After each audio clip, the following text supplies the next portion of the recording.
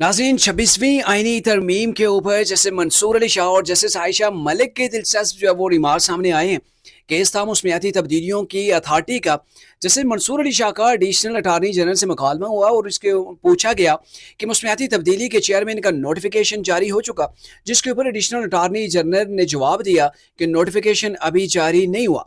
इसके ऊपर जैसे मंसूर अली शाह ने इस्तफसार किया और पूछा कि अटारनी जनरल कहाँ हैं, तो एडिशनल अटारनी जनरल ने जवाब दिया कि वो गुज़िश्ता रात अटारनी जनरल जो मसरूफ़ थे, जिसकी वजह से वो आज अदालत नहीं पेश हो सके।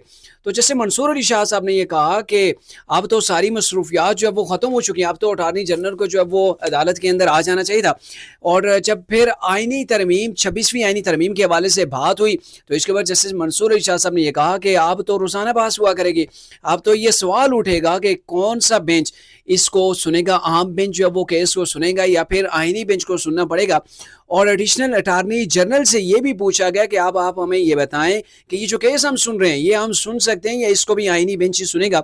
जिसके ऊपर additional attorney general Farooq Naseem ने जो वो इसके ऊपर जवाब दिया और ये कहा कि चूँकि ये केस सियासी है और सियासी नौइयत के जो केसेस हैं वो आईनी केस बन गए हैं, तो इसके ऊपर जस्टिस आयशा मलिक ने जो है वो रिमार्क देते हुए कहा कि आप जानें और आपकी आईनी बेंच जाने।